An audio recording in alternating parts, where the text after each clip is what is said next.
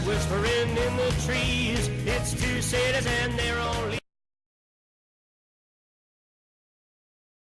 Hammond Council case, fake pot ban. Is there anything, barring a mayoral veto, do you think the mayor will, maybe if the mailman talks to the mayor, they might be able to work something out on this, a compromise of some kind? I mean, Your Honor, I implore you. Seriously? Yeah, I mean, seriously, this is legal stuff. It's legal.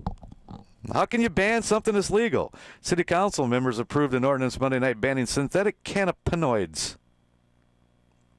That's not even a word. Which contain a chemical mixture that mimics THC, a compound found in marijuana. I didn't even know that. THC, what's that stand for? Pterolicus harbonicus cannabis?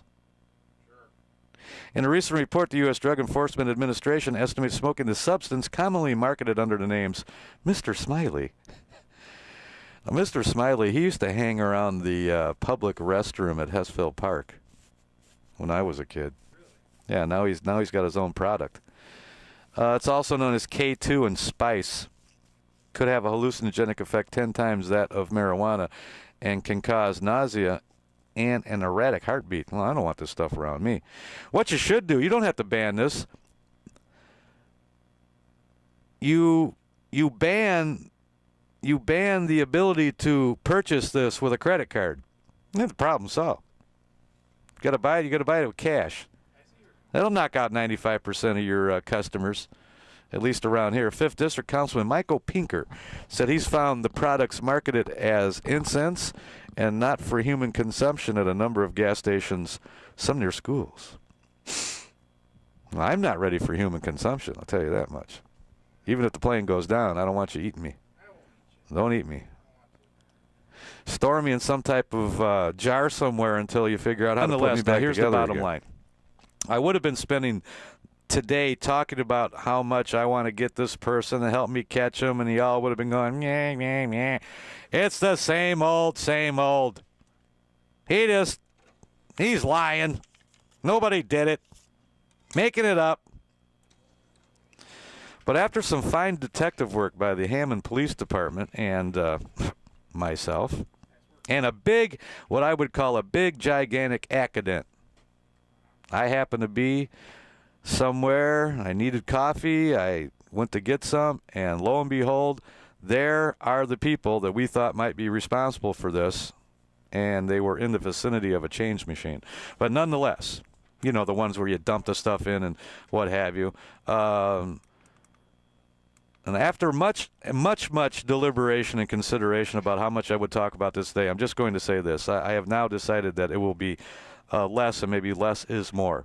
The bottom line is, somewhere between 11:35 a.m. and 2:15 p.m., my house was burglarized, and somewhere around 7:30 p.m., the individuals, the suspects, the people who I believe and also the Hammond police believe, and we have great reason to believe now because one of them has confessed, have been apprehended and are now in jail. So that's how quickly it can happen. I believe in karma, T-Rex. And you can look at it in any way you want, call it anything you want. God works in mysterious ways, instant karma. This was pretty instant, too, as far as apprehending someone goes. But at least I can rest safely in the fact that these two individuals will not be robbing anybody today. Not today. So thanks to the Hammond Police Department for a job well done. Chief Miller needs to commend his law officers out there, and I talked to several detectives, and in fact the detectives at the house not only yesterday but also again this morning. I salute you gentlemen who put your lives on the line every single day, and the patrol officer last night that actually made the arrest, he was very, very sharp and very, very professional in how he handled things. And if it wasn't for him, that they might have walked away. Thanks for calling the Region Underground. You're on Party Line 219. Hello. Oh! Just so I understand you straight, preacher, you saw McDermott cashing in coins at the Coinstar track. Well, not exactly. No, you have misinterpreted that once again. All right, I digress. I know you don't want to speak too much about it, but just, I mean, as a civic duty, I mean, maybe you can answer this question. Was it somebody you knew or somebody you had seen before? I'm just kind of curious. One of them I had seen before, but I did not know them. Neighborhood kids or something? People. They're not kids. They're not kids. They're grown-ups. Should know better. That's unfortunate and good for you. Yeah, the good guy wins one after the good guy wins one for a change. 10-4, man. That's exactly the way I feel about it. And like I said, hopefully for the next at least couple of days. And you know, I mean, I'm not going to make any bigger deal out of it than it is. It was an incident. I'm sorry that I had to be targeted once again. And again, you know, people do mistake kindness for weakness. I was kind to someone, and they got an eyeball at something that they felt they could help themselves to in my house, and you know, away we go.